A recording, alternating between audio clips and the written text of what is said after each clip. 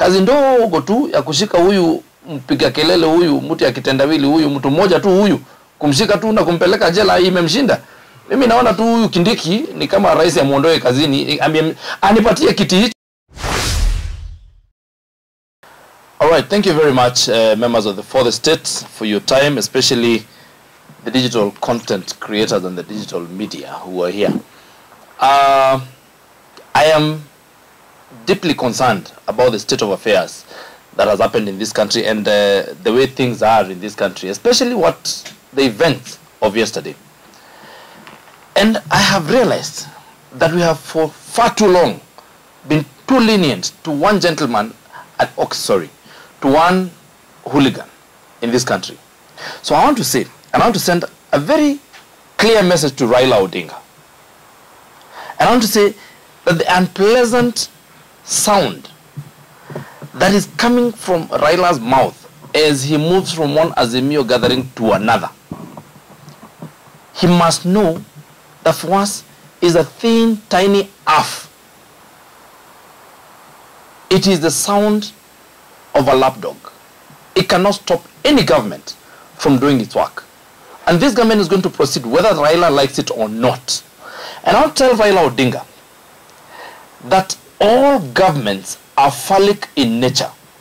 And this government has assumed the phallus or the shape of the phallus and is going to be feeling some pain in the coming days. So I want to tell you, Raila Odinga, we have been giving you some time to establish your capacity or lack thereof. And we have found out that you have no capacity to disrupt this country. We have just been lenient to you, and we are going to come for you.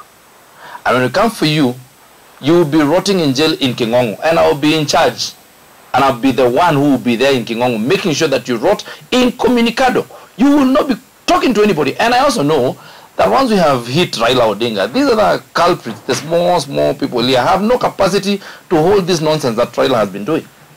Therefore, I want to say, I've observed and seen Mother Karua, Kalonzo Hapo, and Raila Odinga. And when I see them, I just see Mr. See No Evil, Mrs. Sin Hear No Evil, and the evil himself, just inciting themselves and allowing themselves to go around and thinking that they have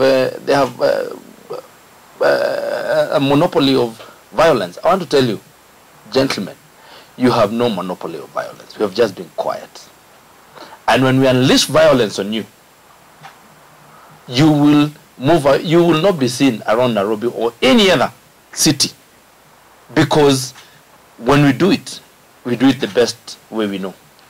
And I also want to say, people must realize that there's this huge love affair between Mr. Raila Odinga and Mr. Raila Odinga.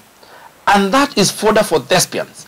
They should think of how to probably create a movie or a play or something, because it has never been seen before. It has never been unprecedented. There has never been such a love affair in the world. Even Shakespeare's was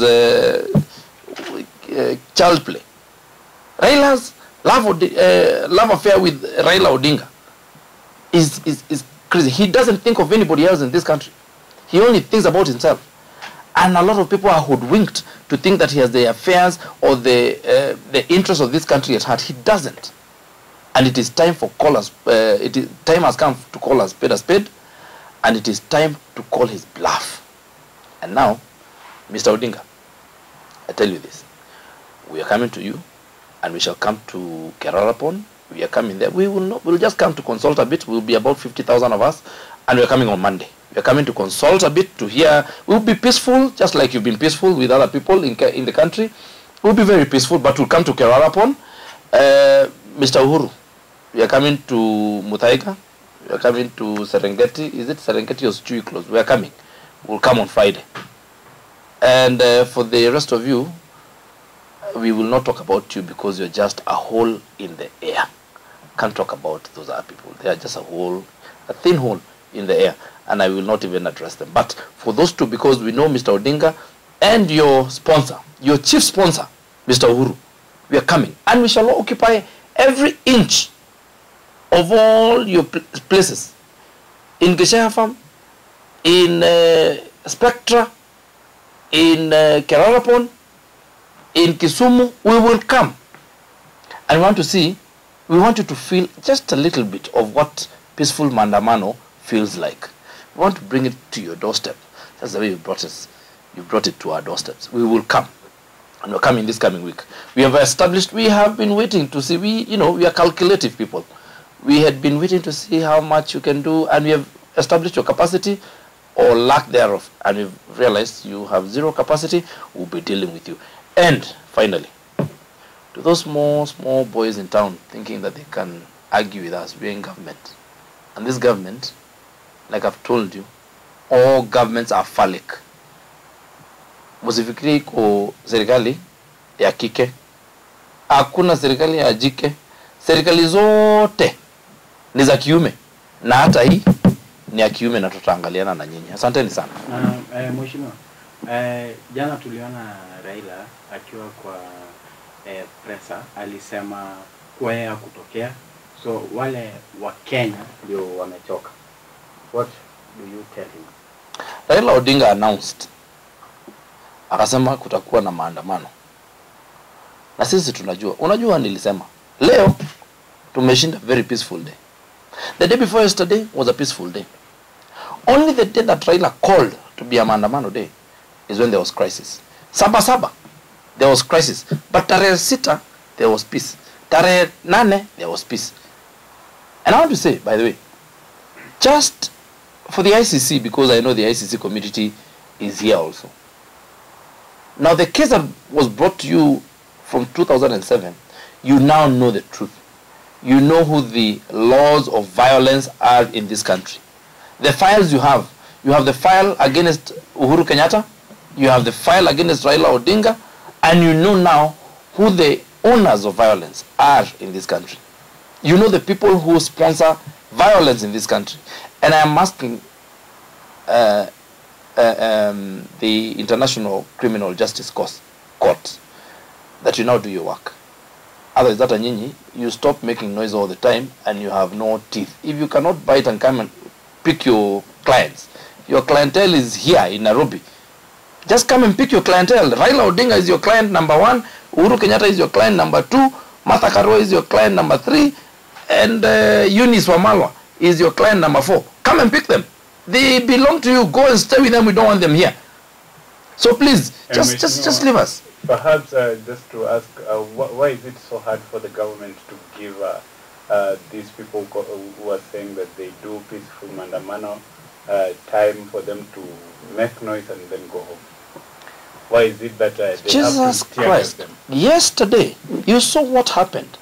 As early as 8 in the AM in Luthuli, you saw people breaking into people's houses, into people's businesses. People were looting TVs, electronics, everything. Shops were looted. Yesterday, 8 p.m., there was no police officer in sight. You have seen that video going around. There was no police officer in sight. So are you saying that we allow anarchy in this country? Did you see the one police carrying gases to their pickup? I am yet to see that, but maybe they were repatriating them to safe place because the hooligans were going to come and steal them. You said that you are going for Raila on Monday, and also a few minutes ago, ametangaza kwamba Wednesday kuna maandamano. Ni sawa, andamane Wednesday, lakini kabla akuje kuandamana, because we are saying, and we are peaceful people, and we are saying it is okay for him to andamana, but we want to find out whether there is something important that he wants. We probably need to discuss with him, and therefore we will go and have vigil at his place so that we consult. And because I know he's used to these underhand deals, za kupatua handshake, we are saying there is no underhand handshake. If there will be a handshake, we'll be there witnessing it. Will be 50,000 of us. We'll be witnessing the hand, so that he tells us what it is that he wants. He tells us what his issues are. Then we deal with them, and then we deliver them to the president. Why has it taken the government so long? Tunauliza vipi kuhusiana na signature, kwa sababu Azimio wanachukua signature, na hizo signature zitasaidia. Ni vizuri ujue kwamba kuna jinsi ambazo zimeelezewa katika katiba za kumtoa rais aliyechaguliwa na watu na rais ambaye sasa amechosha watu. Kuna jinsi mwafaka ambayo imeelezewa katika katiba, na hiyo jinsi ni kwamba mje bungeni, bunge mmoja aseme kwamba iko haya mambo, na na kwamba wanataka ako na mswada wa kumuondoa rais katika kiti chake, na hivyo basi aanzishe mswada na ambao tutaujadili, na akiweza kushinda basi tunaendelea kutoa rais. Lakini sasa kuchukua sahihi ama kufanya watu wachukue sahihi zao katika uko kwa vibanda na kila mahali, unajua haiko katika sheria, na kwa hivyo ni kazi ya kufanyisha wananchi ujinga. Lakini nimeona mahali wanasema kwamba watatumia sahihi hizo kwa kazi nyingine mwaka ujao. Kwa hivyo kwa kweli sio, hakuna mahali kwamba inasemekana, hakuna sahihi. Jambo la kumuondoa rais kutoka kiti sio jambo kama yale mambo mengine ya kusema kwamba mnataka ile BBI ilitaka inaitwa referendum. Hapana, sio mambo ya sahihi, ni mambo ya kupitia bungeni, na hakuna jinsi nyingine ya kumtoa rais isipokuwa kwa ile kitu ambayo inaitwa vote of no confidence in parliament. Na hakuna mahali yoyote katika katiba hii katiba, hakuna mahali inasema mchukue sahihi kwa kuondoa rais. Kwa nini mwachukua muda mrefu kumshika kinara wa upinzani Raila Odinga? Ni kweli jambo nzuri hilo. Mimi nimesema kwamba mapendekezo yangu kwa rais, na mimi hapa kidogo nina hitilafu na ninahitilafiana na waziri wa mambo ya ndani Profesa Kindiki. Mimi nadhani amezembea kazini. Mimi nadhani nimtamuomba rais achunguze kama kweli yeye anafaa kuwa pale ama amfute kazi, kwa sababu ni kama ameshindwa kazi ndogo tu ya kushika huyu mpiga kelele, huyu mtu ya kitendawili, huyu mtu mmoja tu, huyu kumshika tu na kumpeleka jela imemshinda. Mimi naona tu huyu Kindiki ni kama rais amuondoe kazini, anipatie kiti hicho, mimi nitaweza kufanya hiyo kazi. Huyu nitamshika Wednesday.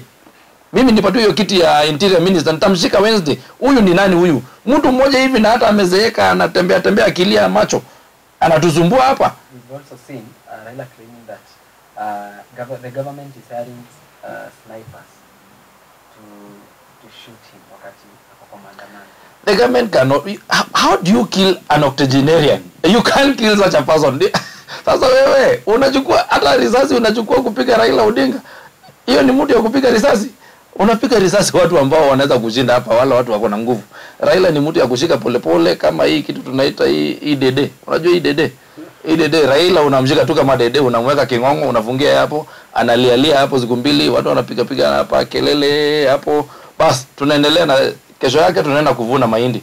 Na tunawapatia mahindi hapa, tunawapatia chakula. Kwa sababu ile kitu inasumbua watu wa maandamano ni chakula hawana, na hawajui kupanda, wamekataa.